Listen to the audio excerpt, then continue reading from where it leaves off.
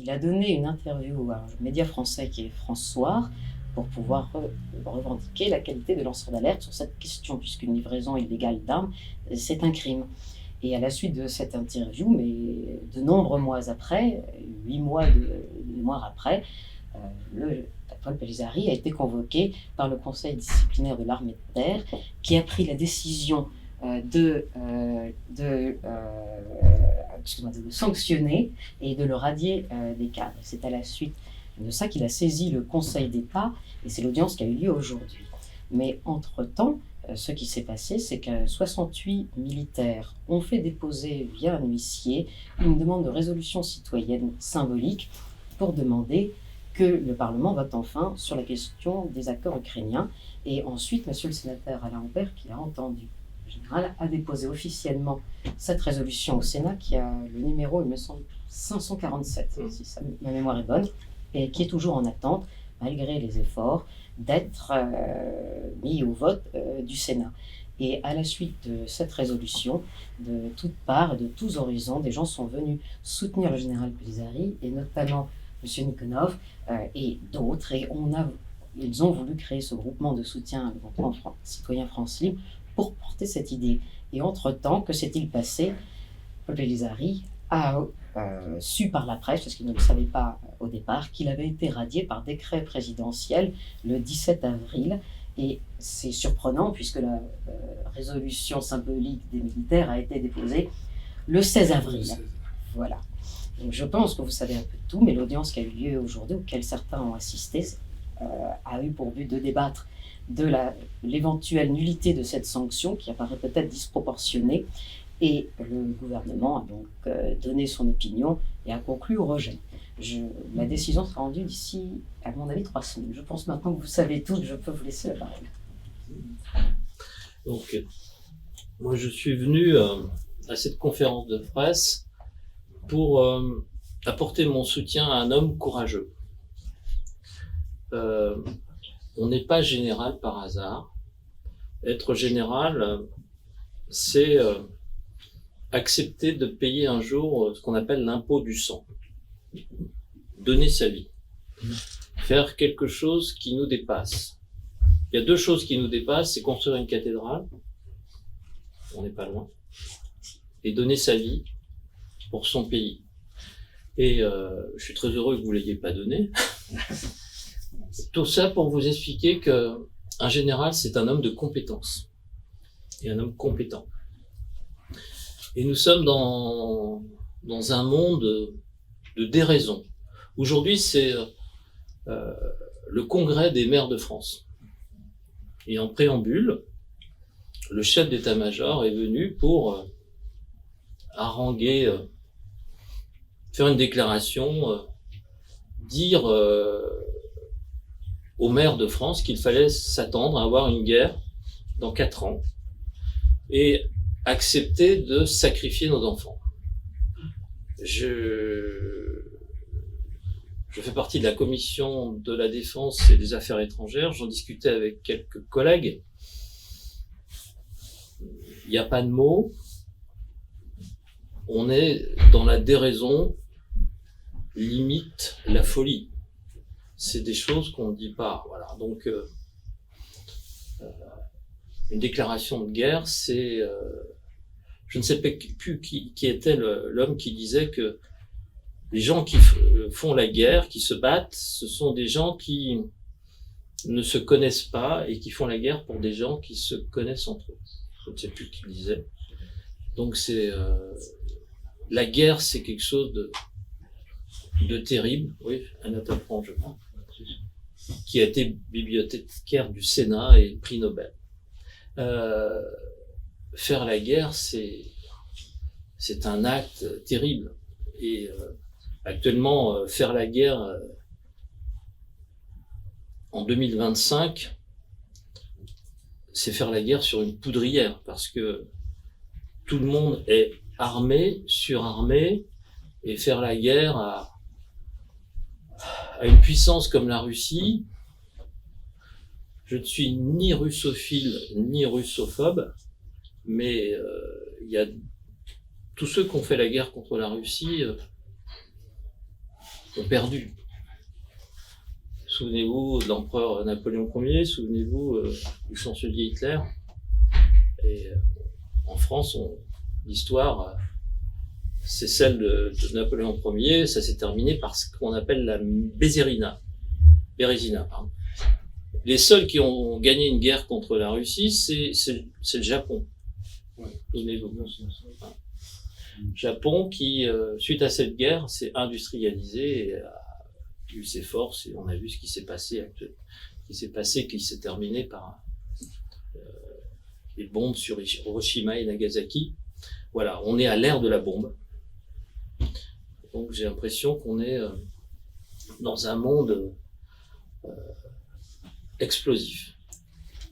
Et je suis venu aussi parce que pour défendre la liberté, et surtout la liberté d'expression. J'ai le sentiment que dans ce pays, quand vous êtes contre le gouvernement, vous êtes de toute façon complotiste.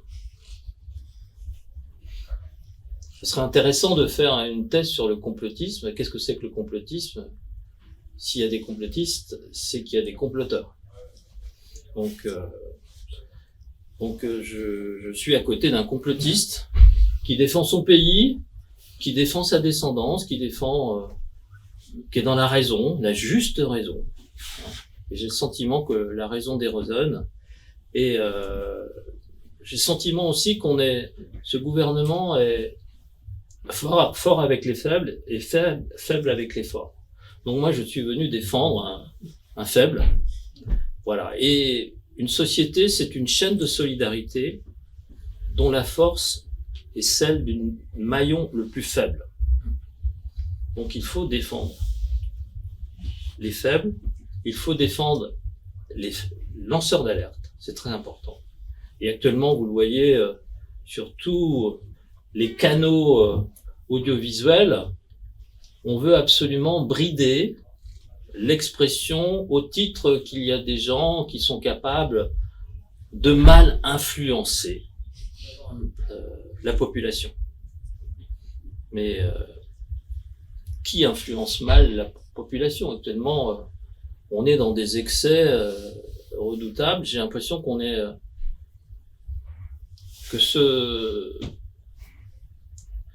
il y a un philosophe qui disait que le passé, c'est l'histoire, le futur, c'est l'espérance, et le bonheur, et le présent, c'est le bonheur. Moi, j'aimerais qu'on soit tous dans le présent, dans le bonheur.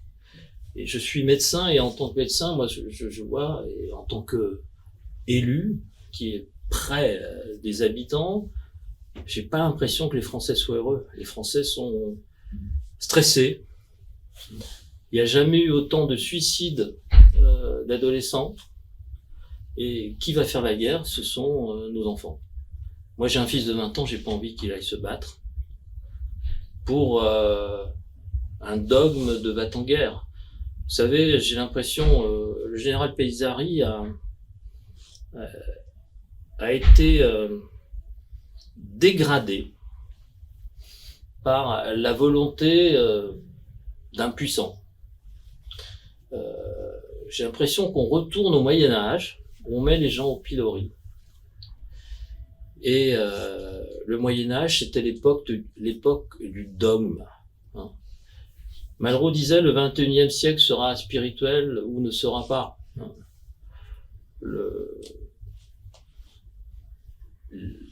Les 2 millénaires qui nous précèdent, puisqu'on n'est pas loin de Notre-Dame, c'était l'ère du poisson, hein, l'ère de la croyance, du dogme. Et maintenant, on est dans l'ère du Verseau, soi-disant, donc c'est l'ère où on doit réfléchir et s'épanouir. Et j'aimerais que les Français s'épanouissent et qu'on continue à débattre. Et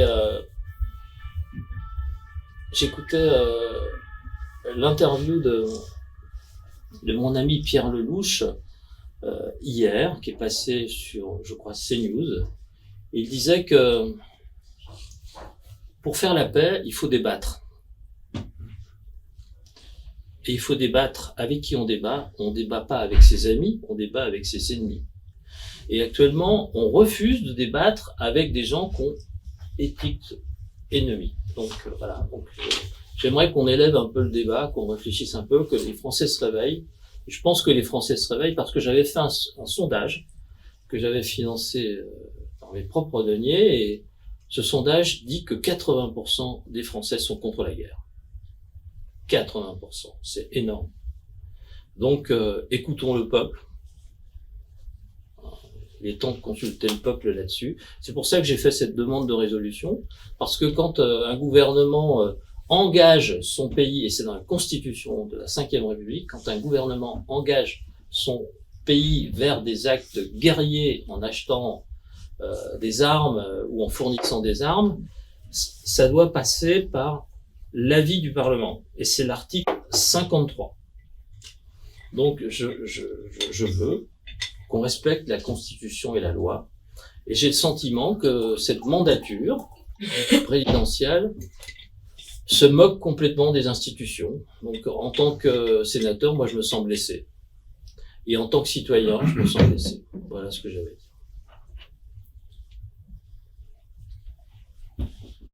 Alors, peut-être pour laisser le dernier mot au général, je veux bien dire quelques mots pour expliquer pourquoi un certain nombre d'organisations qualifiées de gauche ont décidé de rejoindre cette initiative.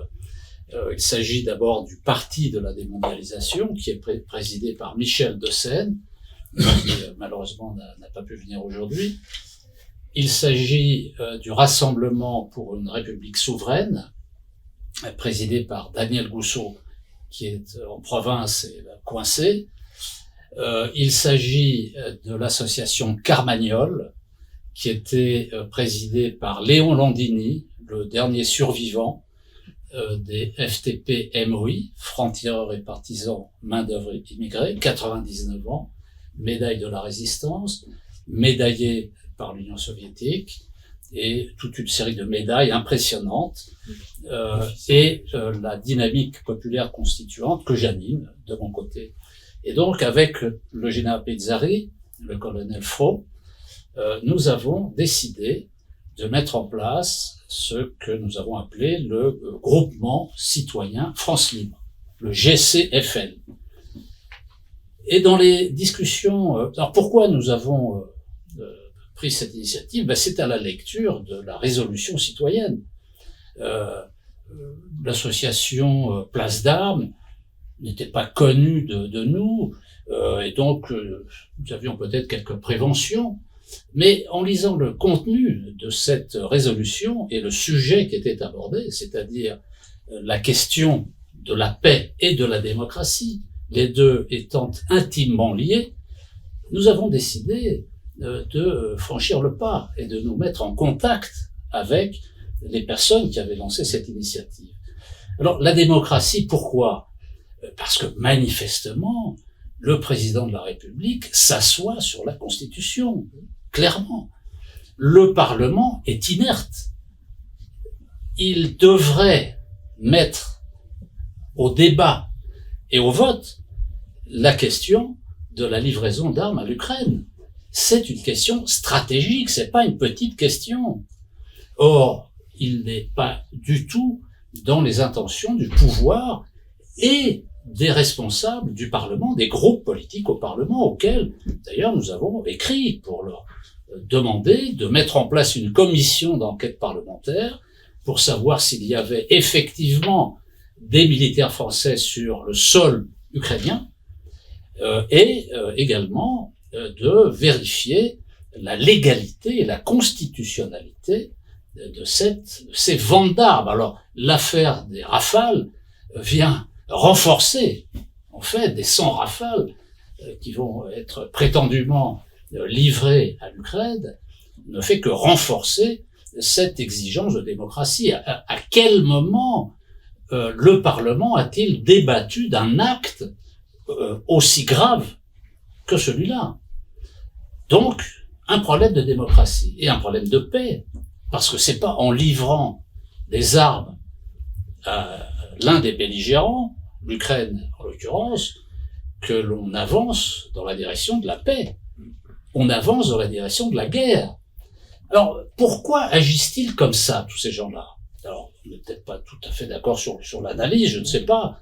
Mais ma conviction, c'est que, à la suite du rapport Draghi, vous savez, ce personnage très étrange qui a falsifié les comptes de la Grèce pour faciliter son entrée dans l'euro, dont on a vu le résultat ensuite, ancien président de la Banque centrale européenne, ancien président de la Commission européenne et Premier ministre, chef du gouvernement italien, il a fait un rapport il y a 1 an à peu près sur la situation du système de l'Union européenne.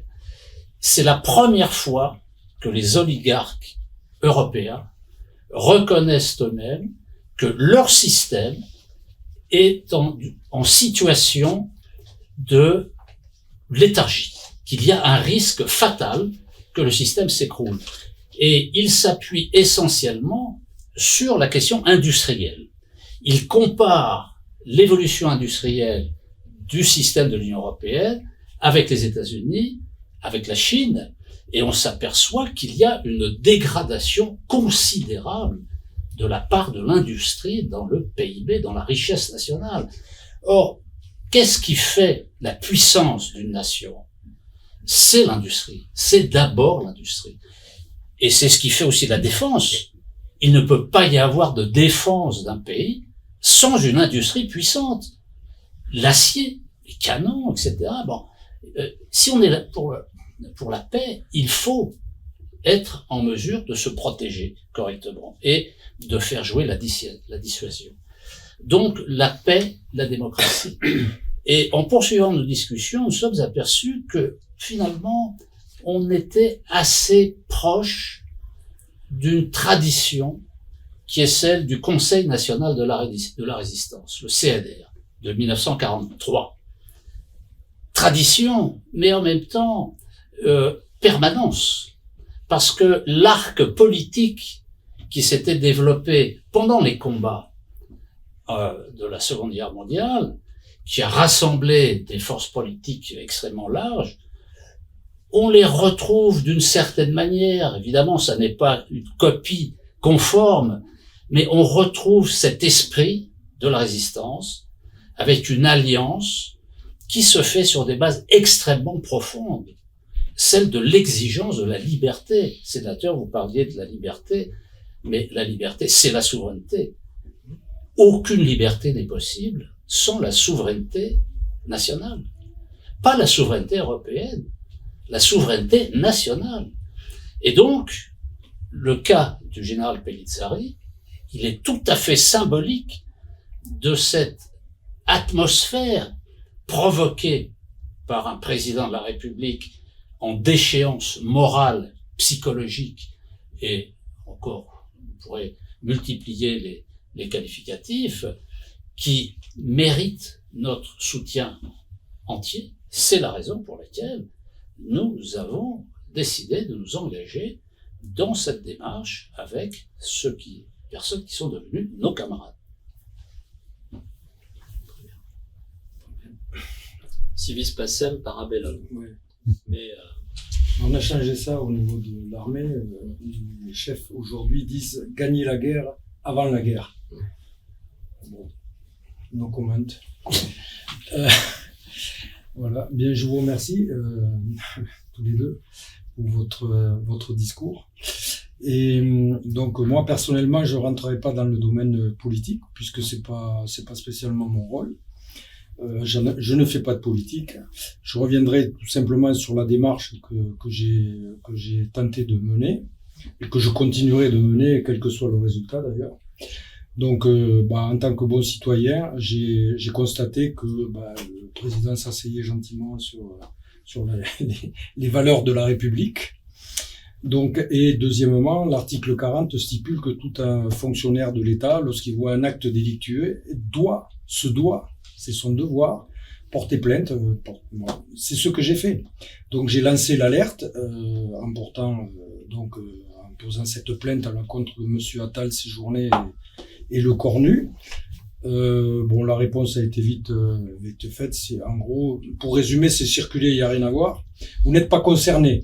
Je suis désolé, mais donner 40 Césars et je ne sais combien de milliards, 3 je crois, c'est Monsieur Attal qui a dit ça l'autre jour, à l'Ukraine, il y a une partie de mes impôts et de vos impôts. Donc, a priori, je suis un petit peu concerné. Mais on m'a dit non, ça vous concerne pas, Monsieur Pellizzari, d'accord. Très bien. Donc ensuite, j'ai donné une interview à France ce soir.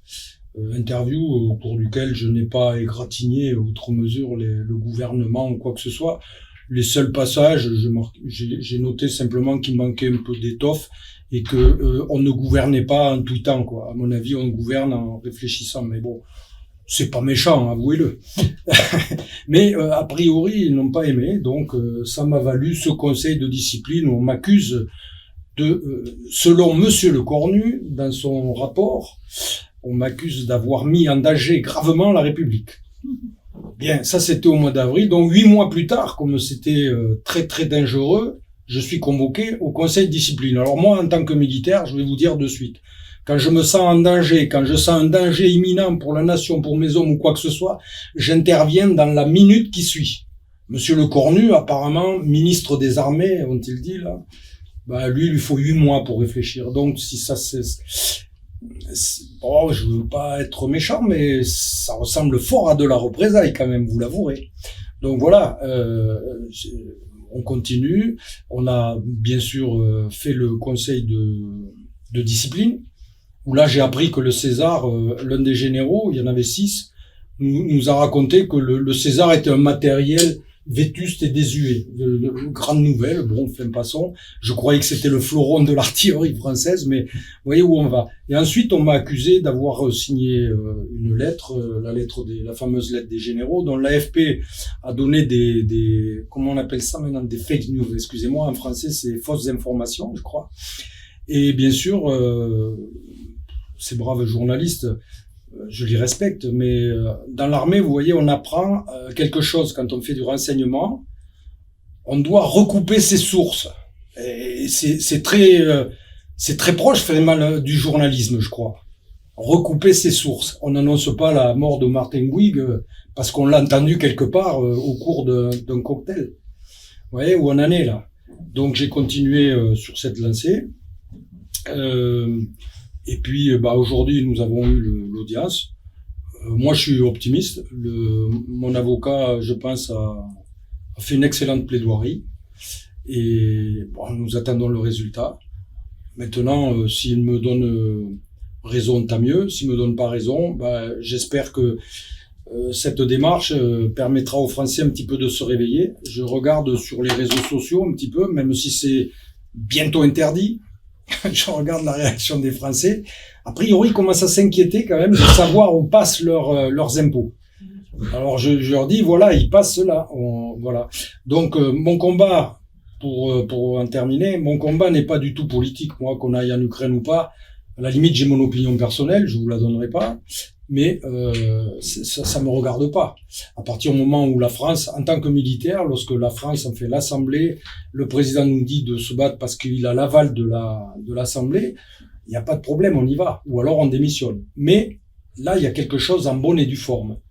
Donc le combat concerne la légalité des actes faits par ce gouvernement.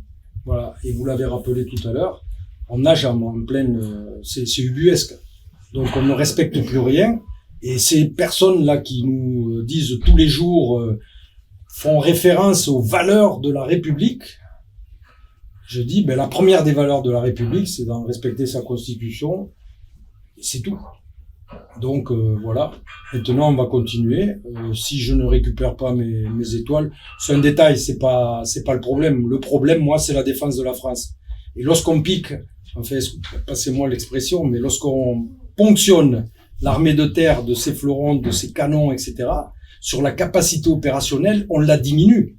Demain, le premier petit pays qui veut nous attaquer, à la limite, pourquoi pas, vu qu'il nous reste plus grand-chose.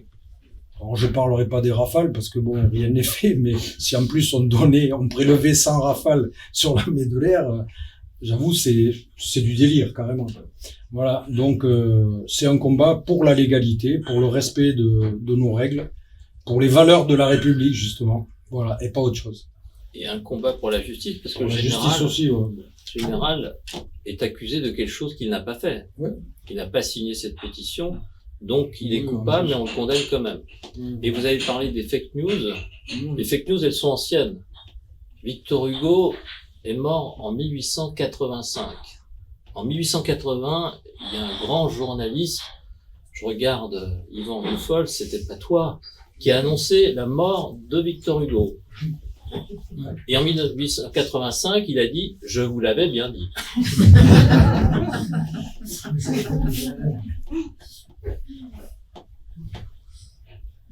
Si vous avez des questions,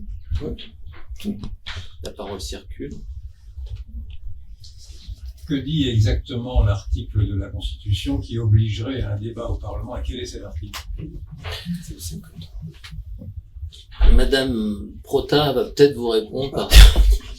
Je suis pas un grand spécialiste, mais C'est l'article 53 de la Constitution française. J'ai pas mon téléphone pour vous le lire en entier, mais celui-ci prévoit que les traités internationaux doivent être ratifiés par le gouvernement, pas par leur gouvernement, justement, ils ne doivent pas le faire tout seuls, c'est le contraire. Ils doivent pas être ratifiés par le Parlement quand ils engagent les finances publiques et quand ils engagent aussi l'intégrité du territoire. Et il y a une réalité, c'est qu'avant les livraisons matérielles vers l'Ukraine, les autres partenariats, entre guillemets, militaires et financiers qui ont été faits, par exemple avec le Monténégro, mais surtout avec la Papouasie-Nouvelle-Guinée, vous retrouvez ça en 2022, il n'y a pas eu de difficulté, vous étiez peut-être là ou pas là, monsieur le sénateur, mais le Sénat et tout ça ont ratifié, selon la procédure article 53, ces engagements militaires. Et en réalité, ce qui se passe, c'est que il y a des directives, des instructions plutôt, quand le gouvernement hésite et ne sait pas si un traité doit être avalisé ou pas par le Parlement, si l'article 53 doit ou pas être appliqué, ça peut se poser, normalement, les services du ministère des Affaires étrangères sont interrogés, leurs juristes sont interrogés, il y a une consultation au gouvernement, et quand on a le sénateur Huppert a demandé la copie de ces consultations, et personne ne les a données, ce qui pose effectivement une question, parce qu'on voit bien juridiquement qu'il y a un peu un avant et un après dans les accords militaires et financiers avec les différents pays. Avant, le Parlement était appelé, pour ceux qui sont importants, à les ratifier, et je ne vois pas vraiment comment on peut mettre en balance, dire que les accords avec la Papouasie-Nouvelle-Guinée, même si du respect pour ça, ne seraient pas aussi importants que ceux avec l'Ukraine. Et je signale aussi, il me semble tromper, que au niveau européen, la plupart des parlements européens ont le même façon de fonctionner, puisqu'il y a une reconnaissance des traités par le traité de Vienne, il faut les avaliser, les publier.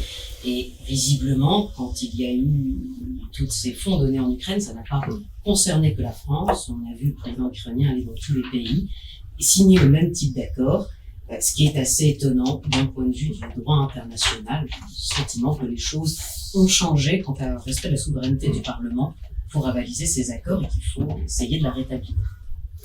Pour répondre à Yvan Rioufol, je suis intervenu 2 fois. La première fois, le gouvernement a réagi puisqu'il a demandé au Parlement, en passant par l'article 53 bis, c'est ça, Diane? C'est l'article 53, comme je l'ai là sous les yeux. Mais la première intervention que j'ai faite, c'était l'article 53 bis qui a été fait au Parlement. Ah oui, j'ai le souvenir, effectivement, je viens à l'article 53, qui est celui de base, qui dit les traités de paix, les traités de commerce, les traités ou accords relatifs à l'organisation internationale, ceux qui engagent les finances de l'État, ceux qui modifient des dispositions de nature législative, ceux qui sont relatifs à l'état des personnes, ceux qui comportent cession, échange ou adjonction de territoire, ne peuvent être ratifiés ou approuvés qu'en vertu d'une loi. Une loi, ça se passe au Parlement. Ils ne prennent effet qu'après avoir été ratifiés ou approuvés. Donc on voit bien les traités qui engagent les finances. Ça, c'est le cas pour l'Ukraine. Et quand le sénateur Huppert a fait sa démarche et que le Conseil d'État lui a répondu c'est un acte de gouvernement, ce choix de ne pas le présenter au Parlement, le gouvernement a fait une déclaration sur l'article 53 bis. 50-1, il me semble. Et c'est un article de la Constitution que je vais lire puisque je l'ai là, qui permet au Parlement de faire une déclaration, au gouvernement de faire une déclaration sur certains sujets, mais le vote ensuite n'a pas n'est pas contraignant. C'est exactement ça. Ils sont pas obligés de le faire voter. Donc à la place du 53, il y a eu en réaction un vote sur l'article 50-1, une déclaration du gouvernement qui n'a absolument rien à voir avec le fait de ratifier valablement les traités internationaux. Je dois avoir le 50-1. Mais il y a eu un artifice pour s'en sortir, une pirouette, pour éviter d'appliquer les contextes. C'est une manière de s'arranger avec les institutions. Voilà. Alors, c'est l'article 51, dont parlait le sénateur Aubert, devant l'une ou l'autre des assemblées, le gouvernement peut, de sa propre initiative ou à la demande d'un groupe parlementaire, faire sur un sujet déterminé une déclaration qui donne lieu à débat et peut, s'il le décide, faire l'objet d'un vote sans engager sa responsabilité. Donc on voit bien la différence entre l'article 50 et l'article 53. Je ne me souviens plus, mais est-ce qu'il y a eu un débat ou une amorce de débat, ne serait-ce que... Ah oui, j'ai siégé, il y a eu... Moi, on m'a pas demandé la parole, mais j'ai siégé, il y a eu une déclaration du gouvernement, et puis ça s'est terminé sans aucun vote, hein, sans aucune décision du Parlement. On aurait pu aller jusqu'à la validation, sachant que par cet article, le gouvernement n'a pas besoin de cette validation. C'est lui qui décide. Voilà. On a eu simplement l'information. Donc c'est facile de jouer avec les institutions, c'est-à-dire plus il y a de lois, plus on peut contourner, plus on peut... Les 10 commandements, c'était pas mal. C'était plus dur à contourner. Oui. Alors, Mike Borowski pour Géopolitique Profonde. J'ai 2 questions, une pour le général et ensuite pour vous, monsieur le sénateur. Mon général, qu'est-ce que vous risquez exactement? C'est-à-dire que, c'est quoi, ce serait dégradé? Comment ça se passe? On va vous supprimer votre grade? Je pensais que le grade de général, vous l'aviez à vie. Mais non, alors c'est très simple. Le conseil de discipline m'a dit que, voilà, je ne pouvais plus me faire appeler mon général. Donc, du coup, mon épouse me dit bonjour mon général tous les matins. Je la remercie. Voilà. Donc, il faut sourire parce que c'est tellement au conseil affligeant. de discipline. Ce cas, il n'y a pas un espion pour voir ça, heureusement. Donc, je n'ai plus le droit de porter l'uniforme. Bon, sachez que depuis que je suis en 2e section, à la retraite, en fait, j'ai dû le porter 2 fois. Mais bon, mais maintenant, je vais le mettre un peu perso tous les jours, histoire de me rappeler le bon temps. Je garde mes décorations. Je ne les mets pas, quand on voit qui... Sur la retraite, c'est touché. Non, mais alors, pour vous expliquer un petit peu le système, en fait, c'est les incohérences habituelles. Il faut savoir qu'à 68 ans, nous ne sommes plus en 2e section. D'accord. On est à la retraite. Jusqu'à 68 ans, c'est le ministère de la Défense qui nous paye. Là, depuis mon anniversaire, je dirais pas la date, je suis payé par la DGFiP. Vous voyez. Donc, ça change rien à ma vie. Ils ne peuvent pas me prendre la retraite, du moins je l'espère. Pour le moment, on ne sait jamais, ils pourraient faire un décret. Hein. Bon, faut toujours se méfier. Qu'est-ce que je dois faire encore? Rendre ma carte d'officier général, ma carte militaire. Ensuite, je perds le quart de place dans les trains. Vachement bien. De toute façon, j'ai moins cher avec le truc 3e âge. Donc, vous voyez déjà, c'est de la sanction, quoi. C'est de l'humiliation. Et surtout, le message, c'est les militaires, fermez-la. Silence dans les rangs. C'est ça le message.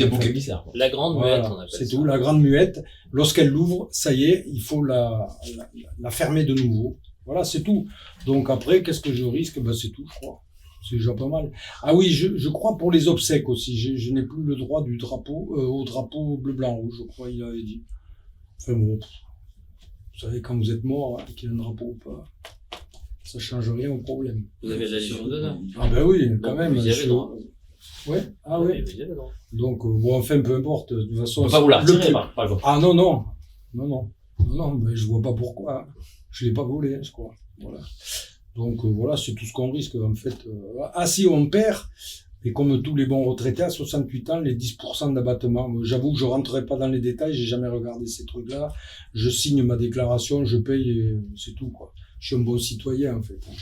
Je conteste jamais rien. Sauf les livraisons illégales. Non, ça, oui, là, je prends pas. Je suis pas d'accord. Mais justement, monsieur le sénateur, vous avez dit que le président de la République a dit au maire que dans 4 ans, il y aurait donc du coup la guerre avec la Russie. Le chef d'état-major. Ah, le chef d'état-major. D'accord. Qui est venu au congrès des maires, je vois pas pourquoi. Ouais. À quel titre? Pour déclarer aux maires présents, attendez-vous à avoir la guerre dans 4 ans et attendez-vous à sacrifier vos enfants. Mais c'est-à-dire que la France déclarerait la guerre ou ce serait le genre de guerre froide? Qu'est-ce que parce que si il y a guerre avec la Russie, étant donné que la France est un pays OTAN, l'Union européenne, etc., c'est la 3e guerre mondiale, quoi, en gros. Nous sommes dans un cauchemar et nous sommes éveillés. Nous sommes dans la déraison. Et le gouvernement qui doit être dans la raison, on s'aperçoit qu'elle déraisonne. Et c'est grave ce qui se passe parce que, je parlais du faible, on attaque un faible. Imaginez, monsieur Mike Borowski, que vous gêniez le gouvernement, vous passez en commission discipline, vous avez certainement de la déontologie. Un pouvoir qui a de la puissance peut demander, par exemple, à ce que vous n'ayez plus votre défiscalisation de journalisme. Voilà, c'est une manière de contraindre les gens. On appelle ça des procédures bâillons. Vous êtes tous concernés par ce qui arrive au général. Ça peut tous vous arriver. Un jour, vous allez faire quelque chose, on va dire, c'est ce qu'on appelle le crédit social. On va diminuer 20% de votre retraite, cher Yvan, parce que t'es un peu agressif sur CNews. Voilà, t'auras 20% de moins sur ta retraite. Bon, on est dans la dystopie, mais un cauchemar, quoi. Pourquoi pas? Ce qui lui arrive, c'est... Souvenez-vous du capitaine Dreyfus. Général. Ah oui, qui est devenu général. Il est devenu général. C'est pas encore passé au C'est Parlement. pas passé encore. C'est passé en commission. Ah. Parce que c'était le désir de la famille. Mais pour tout le monde, c'est le capitaine Dreyfus. Et c'est important. Le capitaine Dreyfus qui a été dégradé. Par des mensonges. Et là, qu'est-ce qui compte? La vérité ou le mensonge? Le mensonge a autant de poids que la vérité. La balance de Thémis et le glaive de la vérité. Appliquons le glaive de la vérité.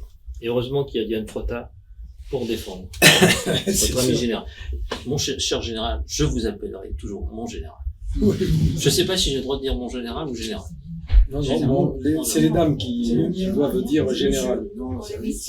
Sa femme a le droit de dire mon général. Voilà. Les dames, non, les dames disent général. Votre femme a le droit de vous appeler mon général. Elle m'appelle comme elle veut d'abord. Il n'y a pas de crédit social à la maison. Quoique votre idée est excellente. Le crédit social, c'est grave, ça. C'est ce qui arrive dans... Oui. C'est ce qui est à l'aube d'arriver dans certains pays. Et même chez nous, avec la carte vitale qui va être sur les téléphones maintenant. Moi, j'ai rien sur mon téléphone, surtout pas de moyen de paiement. J'ai une carte bleue, j'ai mon téléphone. Comment dire? Les gens, les citoyens, je sais pas. Les gens, est-ce que le progrès est un progrès? C'est ça ce qu'on devrait se poser la question. La dématérialisation, est-ce que c'est un progrès? C'est terrible. On voit avec le hackage, là, actuellement, on est en train de mettre des sparadraps, surtout, voilà, les stress informatiques, la Russie qui nous hack, les Américains qui nous hack. À force de rentrer dans des trucs comme ça, quoi, dématérialisation, voilà. On a inventé les voitures, il y a des accidents de voitures. J'ai une question pour monsieur Nicolas, vous nous avez la paire de François. C'est, je crois, la première fois que je vois des citoyens de tout horizon politique, un sénateur dit de droite, quelqu'un dit de gauche, se retrouver. Est-ce que, pour une fois, on a un mouvement transpartisan? Est-ce que la paix ici n'a aucune couleur politique? Et est-ce que vous en faites compte, on oublie la politique et on se retrouve comme étant des citoyens avec des valeurs dans cette réunion aujourd'hui? Alors, il faudrait se mettre d'accord sur ce qu'on appelle politique, parce que il y a beaucoup d'options, beaucoup de possibilités. Et c'est vrai, quand on regarde le spectacle aujourd'hui que donnent les responsables politiques, ça ne donne pas envie. Mais ça, c'est pas la politique, c'est de la politique politicienne. La politique au sens grec du terme, c'est de s'occuper tout simplement des affaires de la cité. C'est ça la politique. En tout cas, c'est ce que devrait être la politique. Alors, si le mot gêne, ne l'utilisons pas. Disons qu'il faut développer des activités citoyennes, c'est-à-dire faire en sorte que les citoyens dans la République s'occupent de leurs affaires. Et la paix et la démocratie, c'est quand même de sacrés dossiers qui méritent de s'engager. Donc, c'est un engagement collectif nécessaire, comme ce fut le cas pendant la Seconde Guerre mondiale. Le programme du Conseil national de la résistance, qu'est-ce que c'était? Il y a deux parties. Il y a la première partie, c'est le combat. Comment on organise le combat jusqu'à la libération. Et la deuxième partie, c'est qu'est-ce qu'on fait une fois qu'on a libéré le territoire. C'est-à-dire le fameux programme du Conseil national de la résistance. Si nous arrivons à reproduire à notre petite échelle, et avec beaucoup moins de risques que nos anciens, à la fois la partie combat contre la déliquescence absolue du système politique, des institutions, du personnel politique, eh bien, on aura œuvré pour la bonne cause. Et ça nous permettra de peut-être travailler sur un contenu pour restaurer la nation, restaurer la République. Et d'ailleurs, là, c'est vraiment, c'est une intervention un peu jazzy, c'est-à-dire, il n'y a pas de partition, on n'en a pas parlé, mais des fois, je me dis, mais finalement, pourquoi on ne tenterait pas de reconstituer une vraie gauche et une vraie droite? Une vraie gauche au sens, disons, jaurétien, et une vraie droite au sens gaullien. Et chacun avec ses spécificités, mais ensemble, dans le combat, sur les points sur lesquels nous sommes d'accord. Donc, est-ce que ce que nous faisons là, qui est en germe, est-ce que ça peut aller dans cette direction? Voilà la question. On le saura. Vous êtes énarque? Oui. Je suis heureux d'être entre un général et un énarque atypique. Parce que vous avez évoqué le Conseil national de la résistance. Je n'étais qu'un aimable projet à cette époque, parce que je n'étais pas né. Eh bien, il n'y avait pas de droite, de gauche, il n'y avait que des Français. Oui, mais le général de Gaulle s'est aidé de la gauche et de la droite pour reconstruire la France, pour éviter que nous soyons sous le joug des Américains. Parce que les Américains, souvenez-vous, ils avaient tout prévu, pas l'invasion, mais ils avaient prévu ce qu'on appelle le Amgot, avec l'impression des billets dollars français. Et le général de Gaulle, très intelligent, un stratège. Il est venu avec ses 100 préfets et ses sous-préfets, et il a gouverné la France. Et les Américains n'ont rien droit de le dire. La seule chose qu'ils ont fait, c'est le plan Marshall. Ils ont envahi économiquement. Voilà. Et c'est important dans les crises, la droite, la gauche, ça doit s'effacer. Nous sommes français. Voilà, ouais, patriote. Exactement. Comme disait Coluche, c'est pour ça qu'au-dessus de nos églises, on a un coq. Parce que c'est le seul oiseau qui soit capable de chanter les pieds dans la merde. Les deux pieds. Et en regardant la tête dans les étoiles. Moi, j'ai juste une petite question, Florence Gaillard, je suis journaliste indépendante. Pour revenir à nos faits d'armes, si je puis dire, qu'est-ce qu'on peut faire, puisque votre plainte à la CJR a été retoquée, vous avez, je sais pas comment on dit, interpellé, enfin vous saisi le procureur général.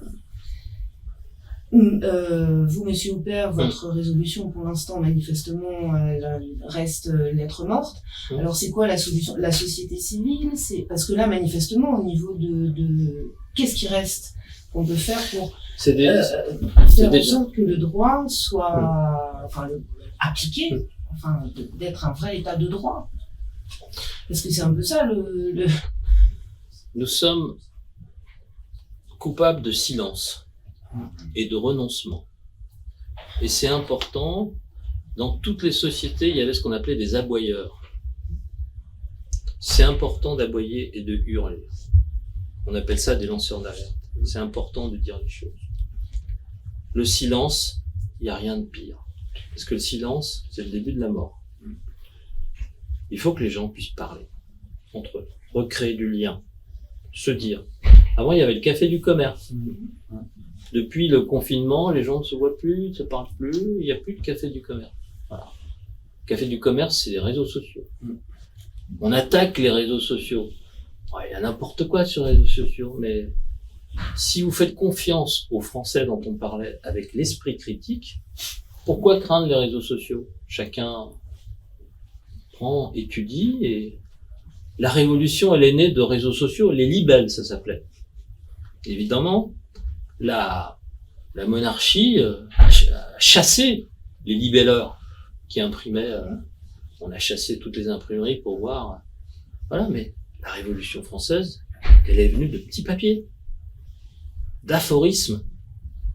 Et un jour, j'avais interviewé le philosophe qui a des lunettes là, Onfray. À l'époque où il était beaucoup sur Twitter, je lui ai demandé pourquoi il était sur Twitter. Parce que Twitter, c'est comme les philosophes anciens, c'est des aphorismes. On ne communique bien qu'avec des aphorismes. Voilà. Mais vous, par exemple... Alors, si vous permettez, je vais ajouter un point. Je suis tout à fait d'accord avec ce que vient de dire le sénateur. L'énarque atypique. Non, pas là-dessus, sur le contenu. Moi, je crois qu'il y a que ce soit pour le cas du général, inséré dans le problème global du manque de démocratie autour de la question de l'Ukraine, je crois qu'il y a deux pistes qui sont suivies d'ailleurs, c'est ce qu'on essaie de faire. La première, c'est l'action judiciaire, utiliser toutes les ressources qu'offre le droit pour essayer de faire avancer le dossier sur ce plan-là. Et parallèlement, il est nécessaire, évidemment, de créer, de provoquer un mouvement d'opinion. Un mouvement d'opinion pour la paix, qui n'est pas un mouvement de gauche ou de droite, qui est un mouvement pour la paix et pour la démocratie. Et c'est si nous avançons, nous réussissons à avancer dans ces deux directions, qu'il y aura des mouvements, parce que le pouvoir politique, au bout d'un moment, sera obligé de lâcher sous la pression. Sommes-nous capables de provoquer une telle pression, un tel mouvement? Telle est la question. Madame Gaillard, je pense que nous sommes très respectueux. On ne parle que de la guerre et de notre volonté de paix. Mais imaginons que nous parlions de ce que beaucoup de gens pensent tout bas, c'est-à-dire la corruption. On envoie de l'argent dans un pays géré par la corruption. Et là, on passerait pour des complotistes. Oui. Et moi, je rêve, je suis optimiste. Pour moi, être optimiste, c'est voir le verre à moitié plein ou continuer à le remplir. Et moi, je continue à le remplir en bon bourguignon. Je suis optimiste en me disant qu'un jour, on aura le droit de dire vraiment les choses. C'est ce que je souhaite. Qu'on puisse dire les choses. Maintenant, on est revenu en arrière. Vous vous souvenez, Charlie Hebdo, le droit au blasphème, maintenant, tout est blasphème. Être contre le gouvernement, dire, ne pas être d'accord avec le gouvernement, c'est être complotiste, et le complotisme, pour moi, c'est blasphème. Voilà. Donc, on n'a pas le droit de dire les choses. Tout ce qui a été dit depuis, sur, par exemple, la stratégie sanitaire, on s'aperçoit que beaucoup de complotistes avaient raison. On n'a pas le droit de le dire. Moi, j'aimerais que la France, ça soit le pays du droit, qu'on a le droit de se dire les choses. La définition le complotiste, c'est un mec qui a raison 80 ans. Ouais. On a toujours tort d'avoir raison trop tôt. Mais pas forcément, Quel c'est est, aussi des gens quel est juste aussi- simplement qui posent des questions et qui doutent. Or, enfin, le fact-checking et tout qui vient pas de nulle part d'ailleurs, qui vient d'un réseau vraiment bien organisé, payé par des fondations américaines, payé, enfin bon, voilà, on voit bien d'où ça vient, mais effectivement la parole elle a été complètement confisquée, c'est-à-dire c'est juste le fait de simplement se poser des questions, d'avoir le droit de poser des questions. C'est le prêt à penser. C'est pas le prêt à porter, c'est le prêt à penser. Et puis Descartes disait, je pense donc je suis. Moi je dirais, je doute donc je suis. Le droit au doute. Pour en revenir à ce que vous disiez, vous voulez un contre-exemple? Lorsque vous appelez, moi je vais pas citer son nom, un fameux général qui traite sur LCI, qui dit tout et n'importe quoi, les machines à laver de Poutine, enfin j'en passe, qui a menacé, qui a dit Poutine, on va le mettre, il faut le tuer d'ailleurs, il a dit, il avait un cancer, enfin il a dit que des âneries. Il est de deuxième section lui aussi. Il n'y a plus que lui, il y en a d'autres. Hein. Est-ce qu'il a été radié? Non, lui, non. Mais pourquoi? Tout simplement parce que lui dit ce que M. Macron veut qu'il dise. Moi, j'ai dit l'inverse. Alors, du coup, on me radie, vous comprenez? Vous avez l'excellent exemple, là. C'est tout. Mais au Sénat, par exemple, enfin, je sais, là, par exemple, votre résolution, je sais pas exactement comment ça marche, mais c'est le président qui peut décider. C'est le bureau. J'ai écrit au bureau, j'ai envoyé une lettre recommandée pour qu'elle passe. Voilà, c'est une demande de résolution. J'attends toujours la réponse. Il y a M. Rioufol qui vous pose une question. Yvan. Je voulais savoir quel était Merci, l'état d'esprit au Sénat de ton groupe parlementaire, les Républicains, qui en plus est présidé par Bruno Retailleau, qui a vocation à concourir à la présidence. Est-ce que lui-même s'est impliqué dans ton combat? Est-ce que tu es soutenu Moi, par la droite, par les Républicains? Je pense que dans quelques années, on me dira Alain, t'avais raison. Comme, Non, mais c'est pas ça la question, mais souvenez-vous, souvenez-vous, je suis désolé de t'interrompre. Pendant l'affaire Fillon, tu sais, quand il y a eu les choses, on était deux personnes, Georges Fenech à l'Assemblée et moi au Sénat, à dire il faut que François Fillon s'arrête et laisse la place. Et après, tout le monde, même les plus hautes sphères du Sénat, m'ont dit Alain, t'avais raison. Mais Non, mais pour l'instant, il te dit quoi? Retailleau te dit quoi, par exemple? j'en parle même pas. Ah oui, d'accord. Non, mais ça sert à rien de. Est-ce que tu les sens réceptifs à tes arguments ou est-ce que c'est un sujet qu'ils ne veulent pas du tout aborder? Est-ce que ce que je dis est politiquement correct? C'est ça le problème. Qu'est-ce que le politiquement correct? Faut pas gêner. Mais le politique, ça doit être quelqu'un qui est en prise directe avec le peuple. Moi, j'ai le sentiment d'être en prise directe avec le peuple, avec le sondage que j'ai fait. Sur 1000 ou 2000 personnes, 80% des Français sont contre. Et 20% pratiquement n'ont pas d'opinion. Contre la guerre, et 20% à peu près n'ont pas d'opinion. Donc il y a un moment, il faut écouter le peuple. La représentation nationale, c'est la représentation du peuple. On a une crise de la représentation nationale. On le voit à l'Assemblée nationale. C'est-à-dire que le peuple n'est plus représenté. Donc, j'ai une question justement pour le général. vous parliez, enfin, monsieur le sénateur, vous parliez du peuple, donc je vais rebondir sur effectivement ce terme peuple. On a beaucoup de groupes qui attendent un sursaut, un élan d'espoir venant de l'armée. Un fantasme, peut-être complotisme, je ne sais pas. Il y en a énormément qui espèrent d'être libérés de cette, ce qu'ils disent mafia élyséenne, justement. Est-ce que l'espoir viendrait de l'armée? Ou est-ce que c'est un vieux, comme qui dirait, fantasme complotiste qu'il faudrait balayer d'un revers de main? Non, à vrai dire, nous sommes en deuxième section à la retraite. Donc je peux pas vous donner le sentiment de l'armée. D'accord. Chacun son travail. Voilà. C'est pas Donc actuellement, est-ce que l'armée est une solution? Vous savez, les Français ont dit il y a des problèmes dans les banlieues, envoyons l'armée. L'armée, elle est bonne à tout faire à la limite. Donc non, c'est pas l'armée. C'est pas l'armée à faire ça normalement. Si elle le fait, c'est vraiment la situation sera très grave à mon avis. Vous voyez.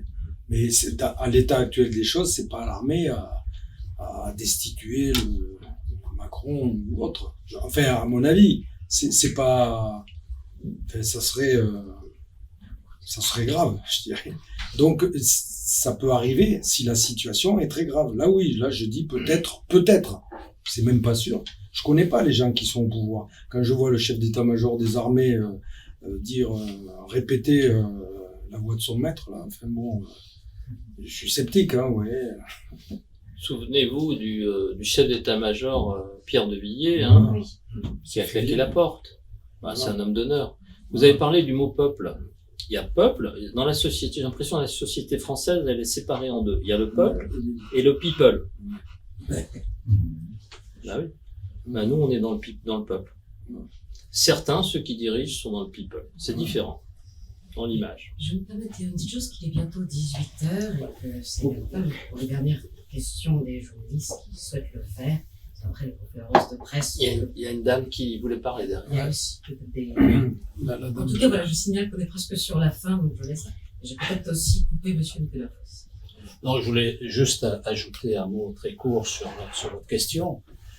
C'est vrai qu'il y a dans la société un courant d'opinion qui souhaite de l'autorité, à juste titre.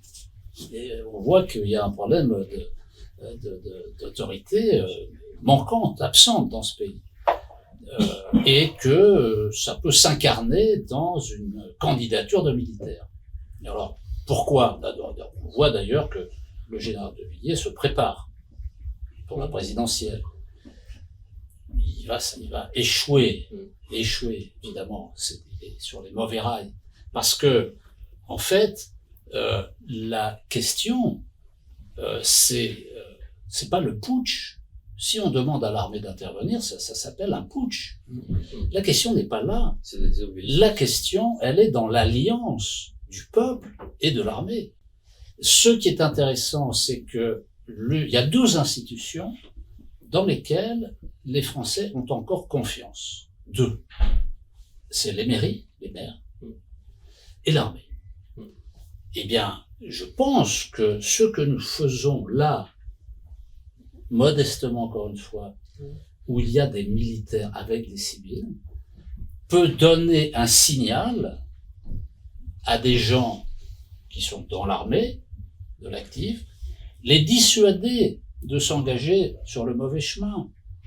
Mais au contraire, de travailler avec des civils dans une alliance positive, calme, démocratique, respectueuse des institutions, qui va permettre de faire avancer les choses. Je pense que c'est de ce côté-là qu'il faut voir, et pas dans le mythe du sauveur autoritaire qui va résoudre les problèmes.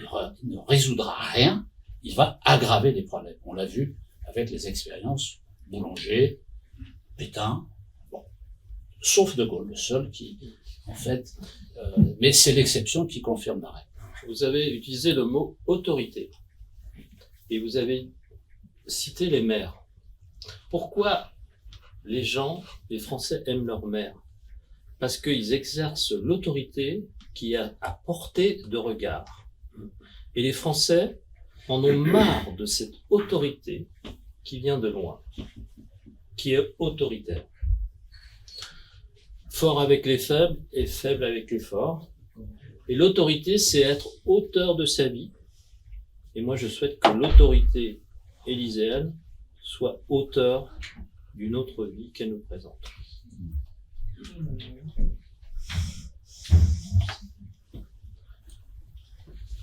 On boit un coup. En Bourgogne, le mot le plus en tant que médecin, hein, le plus prononcé, c'est le mot santé. Bonne santé. Merci beaucoup. Merci beaucoup.